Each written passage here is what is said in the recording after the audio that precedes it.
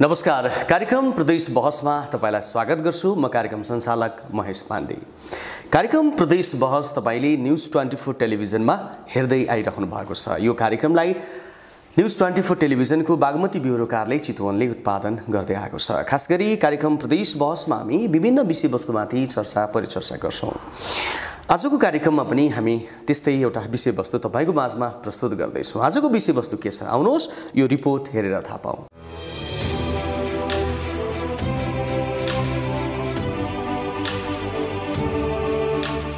चेपाङलाई प्रजा जाति पनि भनिन्छ। चेपाङहरूको जीवन वन जंगल र जमिनसँग अति नजिकसँग जोडिएको छ। यिनीहरू मकवानपुर, धादिङ, चितवन, गोर्खा, लमजुङ र तनहुँ जिल्लाहरूमा छरिएर बसेको पाइन्छ। जंगलमा फिरन्ते जीवन बिताउनु, गिट्टा भ्याकुर खोज्नु, माछा मार्नु र शिकार खेल्नु यिनीहरूको दिनचर्या रहेको छ। खोरिया गरेर उत्पादन गरेको थोर बहुत अन्नले वर्षको 4 महिना पनि खान पुग्दैन। अत्यन्त गरिबीका कारण कतिपयलाई शरीर ढाक्ने लुगा समेत नहुँदा निर्वस्त्र बस्नुपर्ने बाध्यता छ। आर्थिक, सामाजिक, शैक्षिक हरेक हिसाबले निकै पछाडि रहेको सूचीकृत आदिवासी मध्ये चेपाङ अति सीमान्तकृत समुदायमा पर्छ। विक्रमसम्म 2068 सालको जनगणना अनुसार नेपालमा 68,960 चेपाङ जातिको जनसङ्ख्या रहेको पाइन्छ। यिनीहरूको बसोबास भनेको वन जंगल नजिक, भिरालो परेको जमिन, खोला नजिक छरिएर रहेको पाइन्छ। घरहरू सामान्यतया एकतले ढुङ्गा, माटोले बनेको र खरले छाएको पाइन्छ। कतिपय चेपाङहरूको घर भने काठ तथा सेउलाले बेरेर बनाइएको पाइन्छ। निकै दुःख कष्टका साथ जिउने चेपाङ समुदायहरू, अझ चेपाङ समुदायका बालबालिकाहरूको अवस्था निकै दहनीय छ। ती दुःख पीरमा परेका त्यस्तै बालबालिकाहरूको संरक्षणको लागि रत्नगरमा खुलेको गाम्बेसी चेपाङ संरक्षण केन्द्रले अहिले 170 जना बालबालिकाको संरक्षण गरिरहेको छ। गाम्बेसीको संरक्षणमै रहेर कक्षा 6 मा पढिरहेकी इच्छा कामना एक साप्रेनीकी यी रसमाया चेपाङका कुरा सुनौ न। यिनका कुराले पनि हामी धेरै कुरा प्रष्टै हुन सक्छौं। गाउँमा पढ्न पाएका थिइन, अन्नबाली पनि 3 महिनासम्म 3 महिनाभन्दा पुग्ने थिइन। अनि गाउँमा बेसीमा दुःख पाउँथ्यो। यहाँ आएर अलिक खुसी भए अनि दुःख कष्ट भोग्न परेन। वर्षभरिको कृषि उब्जनी र आम्दानीले 3-4 महिना भन्दा बढी खान नपुग्ने यो समुदाय निकै पिछडिएको छ। यही समुदायको संरक्षणका निम्ति धेरै कामहरू भएको भन्दै लगानीहरू गरिएका छन्, तर वास्तविक चेपाङले ती लगानी भेटाउन सकेनन्, त्यो भने आजको अनुत्तरित प्रश्न रहेको छ। यो रिपोर्ट पछि फेरि पनि तपाईलाई स्वागत छ। यो रिपोर्टबाट पनि तपाईले थाहा पाइसक्नु भएको छ आजको कार्यक्रमको विषयवस्तु के हो भनेर। आज हामी विशेष गरी सीमान्तकृत समुदायको रूपमा सूचीकृत अथवा रहेको चेपाङ समुदाय अनि चेपाङ समुदायका बालबालिकाको विषयमा कुराकानी गर्दैछौँ। अझ तपाईलाई रोचक रूपमा के जानकारी पनि दिउँ भन्दाखेरि विगत 10 वर्षदेखि चेपाङ बालबालिकाको संरक्षणका लागि काम गर्दै आइरहेको एउटा संस्था रहेको छ गाम्बेसीको चेपाङ संरक्षण केन्द्र, जसमा अहिले 170 जना चेपाङ बालबालिकाहरू बसिरहेका छन्। त्यहाँ पालन पोषण भइरहेको छ। उनीहरूको शिक्षा, दीक्षा, खानपिन सम्पूर्णको जिम्मा यो संस्थाले लिइरहेको छ। र यसको नेतृत्वकर्ता हुनुहुन्छ जसलाई हामीले केपी किरण शर्मा भनेर चिन्छौँ र विशेष गरी चेपाङ बा भनेर पनि चिन्ने गरिन्छ। म उहाँसँग कुराकानीलाई आजको कार्यक्रममा प्रस्तुत गर्दैछु। केपी किरण शर्मा दाजु, तपाईँलाई स्वागत छ कार्यक्रम प्रदेश बहस। धन्यवाद। चेपाङ बा भने के छ, हजुरलाई कस्तो लाग्छ यो चेपाङ बा भन्दाखेरि चाहिँ? अनि वर्षौँदेखिको मेहनत, जुन खालको एउटा परिश्रम, जुन खालको एउटा लगानी, जुन खालको लगाव त्यो समुदायप्रति हाम्रो रहँदै आयो, त्यसैको फलस्वरूप उहाँहरूले माया गरेर नजिकको ठानेर 70-80 वर्ष भएको बा आमाले पनि मलाई केपी बा भन्छन्। गाउँतिर जाँदा यो कृत्रिमताले मैले कर लगाएर भन भनेर होइन, बिचरा एकदम माया, ममता, श्रद्धा। उनीहरूको बालबालिका पनि मैले पढाइदिएको छु, पालिदिएको छु। दसैँ तिहारमा, अनिकाल परेको बेलामा, खडेरी परेको बेलामा, हरेक जटिलतामा चाहिँ सहयोग सङ्कलन गरेर उनीहरूलाई चाहिँ चामल वितरण गर्ने कार्यक्रम पनि हामी गर्छौँ। दसैँको मुखमा भर्खरै मात्र पनि म विगत 6-7 दिनदेखि लगातार चामल, खाद्यान्न लगायतका सामग्री महाभारत पर्व श्रृङ्खलाको चेपाङ गाउँमा वितरण गरिरहेको छु। यसैको फलस्वरूप हुनसक्छ जस्तो लाग्छ मलाई। हजुर, जस्तो अहिले मानिसहरू आफ्नो लागि हरेक दिन कमाउन लागिरहेका छन्। तपाईँ चेपाङ बालबालिकाको संरक्षणको लागि आफ्नो जीवन समर्पित गरिराख्नु भएको छ। आखिर किन त यो? एउटा छोटो कथा योसँग जोडौँ। म 7 वर्ष जति विदेशमा बसेँ। प्रवासमा। त्यहाँ बस्दा पनि म पत्रकारिताको विद्यार्थी पत्रकारिता गर्थेँ र सामाजिक काममा पनि दत्तचित्त भएर लाग्थेँ।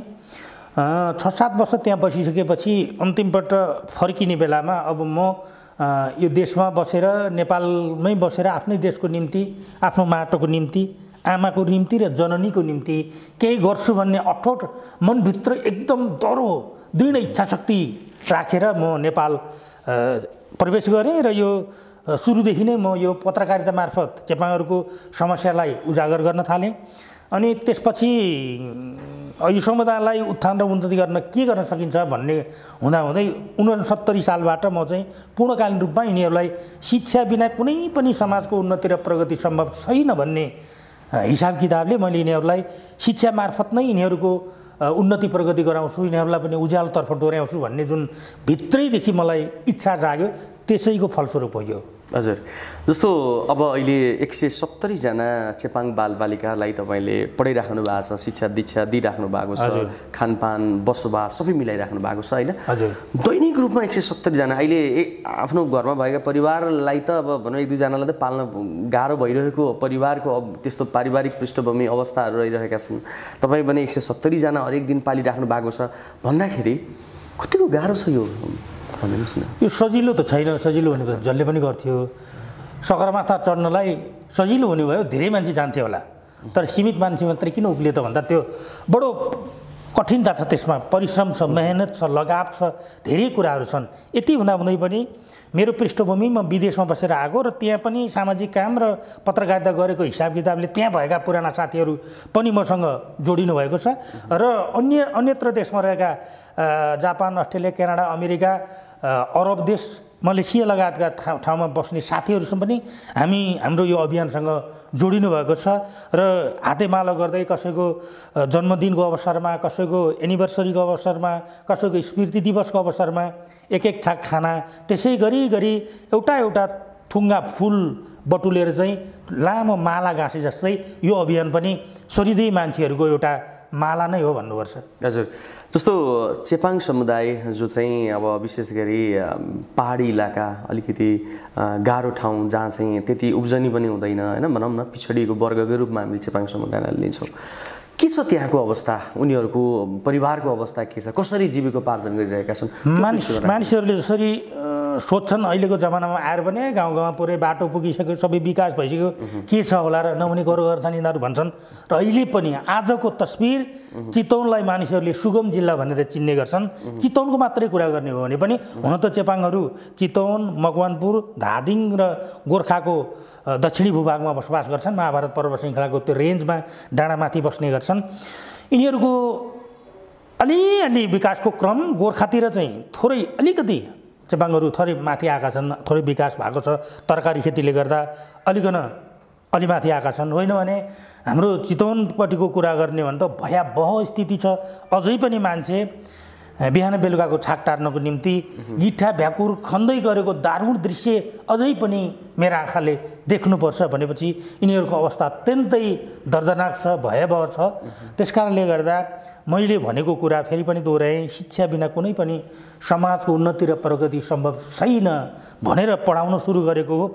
अस्ति भर्खर मात्रै 17 गते, आज 23 गते भयो, अस्ति 17 गते मात्रै मैले चाहिँ नि एकजना सिमरन चेपाङ भन्ने नानी जो चाहिँ गाउँमा 3 कक्षा पढेर त्यहाँभन्दा माथिल्लो स्कुल पढ्न नपाएर भौतारिँदै जङ्गलमा बाख्रा चराएर 3टा बाख्रा थियो, उसको बाख्रा चराइरहेको अवस्थामा भेटेँ र उसलाई ल्याएर मैले यहाँ चाहिँ राखेर पढाएँ। पढाइसकेपछि यसपालि एसई सिद्धियो उसको। त्यसपछि फ्री कम्पिटिसनमा सिटिभिटिएमा नाम निकालेर काठमाडौँमा लगेर एचए कोर्स पढ्नको निम्ति 3 वर्षको निम्ति भर्ना गरेर आएको छु। उसको 3 वर्षको सम्पूर्ण खर्च हाम्रो संस्थाले जो गर्छ विभिन्न ठाउँबाट खोजेर। भनेपछि उसले एचए पढिसकेपछि त अर्को एउटा एचए त मैले निकालिसकेको छु, चाहिँ अहिले सिद्धिको हेल्थ पोस्टमा जागिरी भइसकेको छ। त्यो नानीले अब एचए पास गरेर आइसकेपछि उसको घरमा टोयलेट बनाउनुपर्छ, सरसफाइ गर्नुपर्छ, हरेक कुराहरू मैले सिकाउनु पर्दैन। उसले पनि जागिर खाएर आय आर्जन गर्न सुरु भइसकेपछि उसको परिवारको र उसको गाउँको उन्नति र प्रगति कसरी गर्ने भन्ने कुरो उसैको हातमा हुन्छ। अर्को उदाहरण दिन्छु म, एकजना हमराज चेपाङ भन्ने काउलिएको बाबु हो।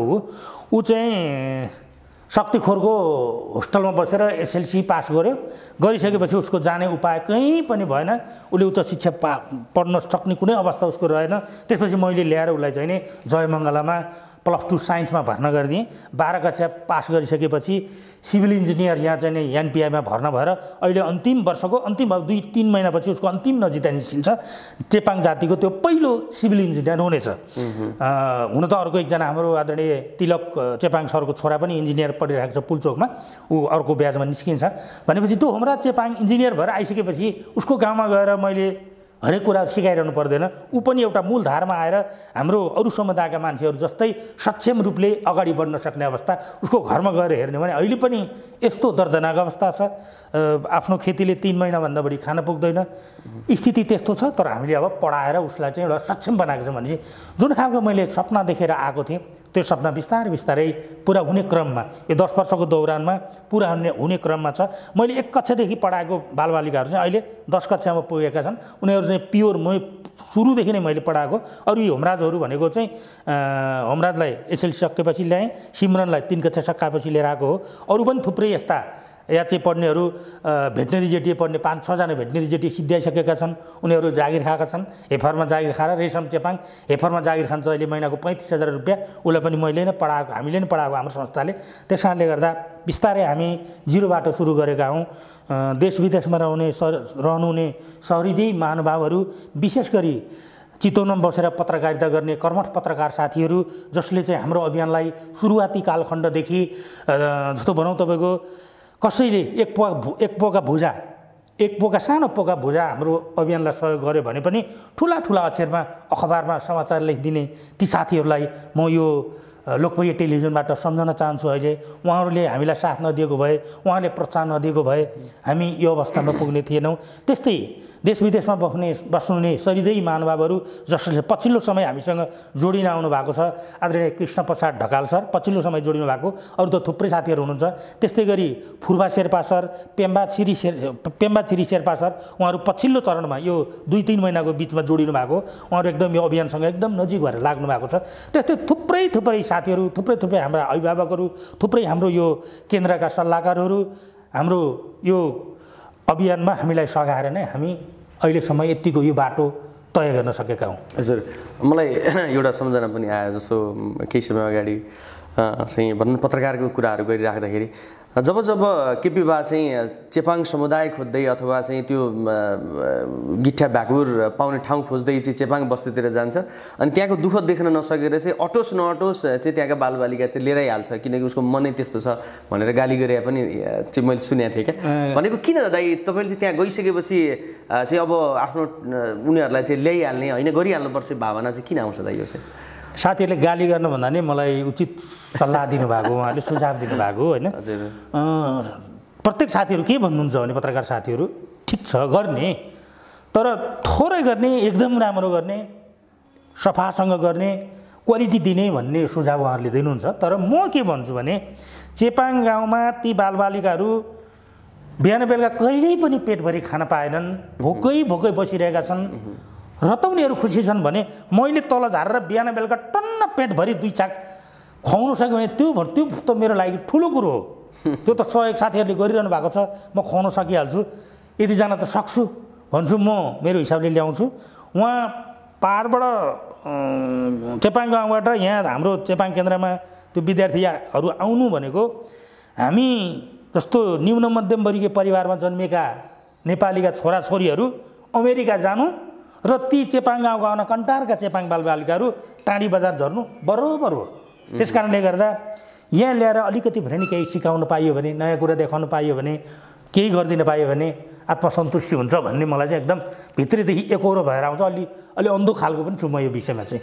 जस्तो केपीजी हामीले सुनिरहेका हुन्छौँ, देखिरहेको पनि छौँ, त्यहाँ तपाईँसँग रहने केही बालबालिकाहरू जस्तो अझै पनि चेपाङ समुदायका बालबालिकाहरू जाडोको समयमा चाहिँ न्यानोको लागि चाहिँ आगोको डिलमा बस्ने र चाहिँ उनीहरू जलिरहेको र चाहिँ विभिन्न अपाङ्ग भएको परिदृश्यहरू पनि हामीले बोकेका छौँ। त्यस्तो अवस्था पनि अझै छ है? विद्यमान रूपमा मैले अघि पनि भनिहालेँ, चेपाङ गाउँमा समस्या अत्यधिक समस्या छ। लाउने खाने सबै किसिमको समस्या। जब मान्छेसँग पर्याप्त आफ्नो खेती गर्ने जमिन हुँदैन, त्यो भिरालो जमिनमा खोरियाको खेती गर्ने हो, एक वर्ष खेती गर्यो, अर्को वर्ष छोड्यो, फेरि अर्को भिरमा गयो, खन्यो गरेर गर्दा पनि 3 महिना 4 महिनाभन्दा बढी खान पुग्ने चेपाङहरू बिरलै भेटिन्छन्। अनि त्यसपछि सन्तुलित आहारको पनि कुरा भएन, सन्तुलित लाउने लुगा, जाडोमा न्यानो कपडाहरू त्यो पनि एकदमै अभाव छ। त्यस कारणले गर्दा लामो समयदेखि 10 वर्षदेखि लगातार प्रत्येक वर्ष जाडो महिनामा हामी चाहिँ नै बजारबाट कपडा सङ्कलन गरेर लाउनु हुने राम्रा कपडाहरू धोएर आइरन गरेर चिटिक्क बनाएर र नयाँ कपडाहरू पनि बोकेर हामी प्रत्येक वर्ष जाडोको बेलामा न्यानो अभियान भनेर सञ्चालन गरेर जाडो महिनामा बाँड्न जाने गर्छौँ। अभावमा खाद्यान्न र जाडोबाट बच्नको निम्ति कपडा बाँड्ने हाम्रो नियमित अभियान नै छ। हजुर, जस्तो अब यसरी तपाईँ बालबालिकाहरू जो चेपाङ बालबालिका छन् 170 जनालाई पालिराख्नु भएको छ, विभिन्न अभियान चलिराख्नु भएको छ होइन, के छ राज्य स्तरबाट अथवा प्रशासनबाट अथवा सरकारी निकाय भनौँ न के सहयोग पाउने गर्नुभएको छ? मैले खासै सरकारी निकायमा सहयोगको अहिलेसम्म याचना गरेको छैन। नगरपालिकासँग राम्रै समन्वय छ, उहाँहरूले मौखिक रूपमा राम्रै सहयोग गर्नुभएको छ होइन। म चाहिँ मेरो अनुभवले के बताउँछ भने यो 10 वर्षको दौरानमा मैले जुन खालको एउटा अभियान सञ्चालन गरिरहेको छु, यो नेपाल अधिराज्यमा सायद व्यक्तिगत तवरमा यति धेरै बालबालिका 170 जना 75 जना बालबालिकालाई एक ठाउँमा राखेर खाने प्याउने निःशुल्क रूपमा पढाउने यो छ जस्तो मलाई लाग्दैन। यो हाम्रो नै पहिलो अभियान हो। अन्यत्र साथीहरूले गर्नुभएको छ, 20 जना 30 जना 25 जना 10 जना 5 जना पनि राखेको देखेँ मैले होइन। त्यसरी चाहिँ चलाउनु भएको छ बालगृहहरू। हाम्रो त बालगृह पनि होइन, चाहिँ यो छात्रावास भनेर हामीले दर्ता गरेका छौँ जिल्ला प्रशासन कार्यालयमा होइन। म चाहिँ के भन्छु भने सरकारी निकायलाई मेरो दर्शौँलाई जोडेर के बिन्ती छ भने कृपया तपाईँले सके सहयोग गर्नुहोस्, होइन भने असहयोग नगरिदिनुहोस्। त्यति भयो भने हामीलाई काफी छ। किन भन्दा निजी स्तरबाट पनि सहयोग गर्ने साथीहरू, सरिदय मान्छेहरू, महिनामा 15,000 कमाउने मान्छेहरू, एक महिनामा त्यो आफ्नो कमाइबाट 1,000 खर्च गर्ने थुप्रै मानिसहरू मैले भेटेको छु। त्यस कारणले गर्दा हामीलाई जेन तेन हामी चलेका छौँ। कृपया बाल कल्याणका नाममा विभिन्न बहानामा आएर यो भएन त्यो भएन, तेरो ओढ्ने लुगा पातलो भयो, तेरो दाल बाक्लो भएन पातलो भयो, तेरो तरकारी यस्तो भयो उस्तो भयो भनेर खोट लाउने आएर त्यहाँ चाहिँ हामी कहाँ आएर लाङ्गबिङ्ग गर्ने जुन खालको परिपाटी सुरुवाती कालखण्डमा जुन चाहिँ मैले अभियान सुरु गरेको दोस्रो तेस्रो वर्षतिर अत्याधिक रूपमा मात्रामा थियो। त्यो अनुगमन भन्ने छ आज डिस्टर्ब मात्रै गरेछ। अहिले त त्यो खासै त्यति धेरै छैन। भए पनि म सम्बन्धित निकायलाई के अनुरोध गर्न चाहन्छु भने कृपया स्तर हेरिकन गएर बुझिदिनुहोस्, हेरिदिनुहोस् र कसरी सञ्चालन गरेको छ, के उद्देश्य राखेर गरेको छ भन्ने बुझेर मात्रै हजुरहरूले त्यहाँ चाहिँ अनुगमन गरिदिनुहोस् भन्ने मेरो विनम्र अनुरोध छ। जस्तो अहिले 170 जना बालबालिकाहरू पढिरहेका छन्। हजुर, यदि चेपाङ गाम्बेसीको चेपाङ संरक्षण केन्द्र नभएको भए 170 को भविष्य के हुन्थ्यो भन्ने लाग्छ तपाईँलाई? गाउँमा विद्यालय पनि छ, शिक्षकहरू पनि सरकारले दिएको छ हरेक चेपाङ गाउँमा। तर कुनै पनि विद्यार्थी मलाई सरकारले देखाइदिनु पर्यो। सरकारले गरेको लगानीबाट यसले चाहिँ एसएलसी पास गर्यो, +2 गर्यो, बिए पास गर्यो, स्टाफ नर्स पढ्यो, यो पढ्यो भनेर एउटा पनि उदाहरण छैन। यो शक्तिखोर क्षेत्रमा र कुरिन्टार क्षेत्रमा, मजिमटार क्षेत्रमा अलिअलि केही बालबालिका आफ्नो हिसाबले स्कुल गएर पढ्ने र अलिकति उच्च शिक्षा गर्ने भएका छन्। होइन भने होस्टल बिना र हामी जस्तो सहयोग गर्ने संस्था बिना कसैले पनि पढेर माथि पुगेको प्रगति गरेको बिरलै मात्र हो, छँदै छैन। गाउँमा त तपाईँको जस्तो तपाईँको म एउटा गाउँको उदाहरण दिन्छु तपाईँलाई। हाम्रो चाहिँ राप्ती नगरपालिकाको तत्कालीन त्यो लोथर गाविस हो, त्यहाँको चाहिँ स्यामराङ भन्ने एउटा गाउँ छ। त्यहाँ चाहिँ 125 घर लगभग त्यो क्षेत्रमा छ र एउटा 1 देखि 5 सम्म पढाउने विद्यालय छ। 1 पढ्यो, 2 पढ्यो, 3 पढ्यो, 4 पढ्यो, 5 मा पढ्यो। 5 पढेपछि 6 कक्षा पढ्नलाई एउराली टार भन्ने ठाउँ तपाईँको चाहिँ 3 घन्टा धाएर आउनुपर्ने हुन्छ। त्यो बालबालिका बिचरा समयमा खाना पाउँदैन, भोको पेट छ, 3 घन्टा हिँडेर कसरी विद्यालय जाओस्? उसले पढ्ने रहर मेट्नको निम्ति 5 कक्षामा फेरि दोहोऱ्याउँछ। फेरि पास भयो, पढ्न त रहर छ। 3 पटकसम्म 5 कक्षामा पढेर अनि बिए गर्ने घर गृहस्थी गर्ने बस्ने त्योभन्दा उपाय त्यो स्कुलबाट पढेर कसैले पनि अहिलेसम्म माथि पुगेको एउटा रेकर्ड छैन भनेपछि यस्ता स्कुलहरू थुप्रै छन् गाउँमा। त्यस कारणले गर्दा सरकार म के विनम्र अनुरोध गर्दछु भने चेपाङ जातिहरूलाई साँच्चीकै सरकारले गरेको लगानीलाई एकपुष्ट रूपमा ल्याएर चेपाङका हरेक डाँडामा 5वटा होस्टल आवासीय रूपमा सरकारले नै खाना दिने गरिकन होस्टल खोलिदिने हो भने सारा सबै अहिले नेपाल राज्यभरि जम्मी मेरो हिसाब किताबमा मेरो अनुमानमा 1 लाखभन्दा बढी जनसङ्ख्या छैन चेपाङको। 68 को जनगणनामा 68,000 थियो, अहिले बढेर 1 लाखको हाराहारी लगभग पुगेको छ। 5वटा होस्टेल खोलिदिने हो भने काफी सम्पूर्ण चेपाङका बालबालिकाहरूले आनन्दले सरकारले दिएको माना चामल भात खाएर बसेर पढेर आफ्नो चाहिँ भविष्य निर्धारण गर्न सक्छन्। भनेपछि निकै महत्त्वपूर्ण कुराहरू पनि गर्नुभयो होइन। अब सकारात्मक सँगसँगै नकारात्मक कुराहरू पनि आउँछ एकदमै। अब विशेष गरी अब अहिले जुन रत्नगर 11 मङ्गलपुरमा तपाईँको त्यहाँ भौतिक संरचनाहरू पनि छ, 170 जना राख्नुपर्ने बाध्यता पनि छ। के छ त्यो सबै संरचनाहरू अहिले पुगेको छ तपाईँहरूलाई, अथवा चाहिँ अझ यो नभएको कारणले गर्दा हामी समस्यामा? संरचना चाहिँ मैले भने थोरै अलिकति अन्तिम चरणमा पुगेको छ। 300 जना बालबालिकाहरूलाई सुविधा सम्पन्न तरिकाले एउटा बेडमा 1 जना मात्रै सुत्ने हिसाब किताबले सबै संरचना बनिसकेको छ। थोरै अन्तिम चरणमा छ। अहिले 170 जनालाई पनि त्यति असहज छैन, सहज छ। नानीहरू छुट्टै बिल्डिङमा बस्छन्। हाम्रो चाहिँ आदरणीय रामप्रताप थापा जो चाहिँ जर्मनीमा बसोबास गर्नुहुन्छ लामो समयदेखि, उहाँ चाहिँ सामाजिक व्यक्तित्व, नेपालीहरूको प्रतिनिधि पात्र, यस्तो उदाहरणीय पात्र हुनुहुन्छ। उहाँले चाहिँ हामीलाई 40 लाख रुपियाँ बराबरको लेडिज होस्टेल बनाइदिनु भएको छ। त्यो होस्टेलमा नानीहरू भर्खरबाट बस्न सुरु गरेका छन्।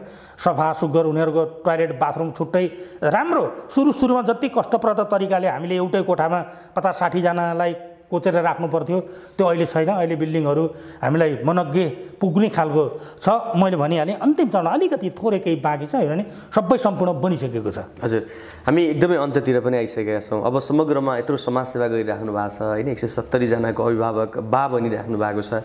चेपाङ समुदायको हकितको लागि लागिराख्नु भएको छ। त्यहाँ बेला बेलामा गएर चाहिँ विभिन्न सामाजिक कामहरू गरिराख्नु भएको छ होइन।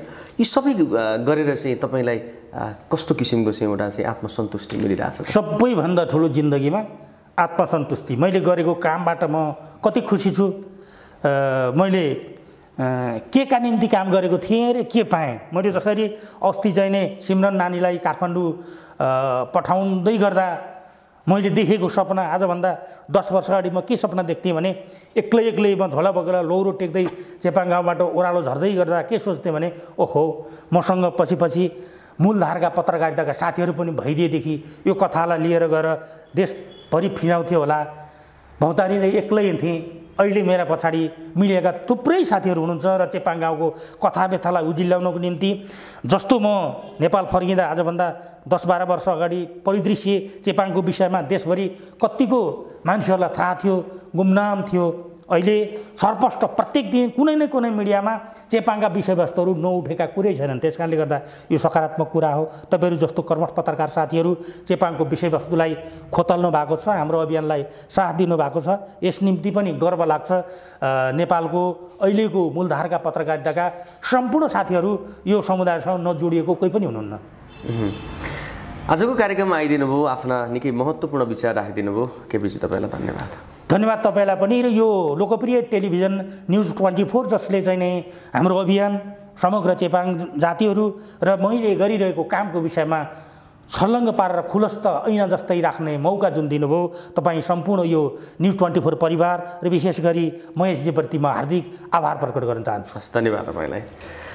आदरणीय दर्शकबिन, आजको कार्यक्रम प्रदेश बहसमा हामीले कुराकानी गऱ्यौँ गाम्बेसीको चेपाङ संरक्षण केन्द्र का प्रमुख हुनुहुन्छ, सञ्चालक हुनुहुन्छ केपी किरण शर्मा केपी बासँग। खास गरी चेपाङ समुदाय आफैमा एउटा सीमान्तकृत समुदाय पनि हो। चेपाङका धेरै आफ्ना समस्याहरू पनि छन् र गाम्बेसीको चेपाङ संरक्षण केन्द्रले 170 जना बालबालिका चेपाङ बालबालिकाको चाहिँ संरक्षण गर्दै आइरहेको छ। विशेष गरी खानपिनदेखि लिएर चाहिँ शिक्षा दीक्षा सबै काम गर्दै आइरहेको छ। चेपाङका धेरै समस्याहरूको बारेमा र चेपाङ समुदाय सँग सम्बन्धित रहेर नै आजको कार्यक्रम प्रत्यक्ष बस सञ्चालित रह्यो। आशा छ तपाईँलाई आजको कार्यक्रम मन पर्यो होला। यतिन्जेल साथ दिने तपाईँ सम्पूर्णलाई धन्यवाद। क्यामेरामा साथ दिने निरज महतोलाई पनि धन्यवाद दिँदै कार्यक्रम प्रत्यक्ष बसबाट म महेश पाण्डे बिदा भएँ। हवस् त, नमस्कार।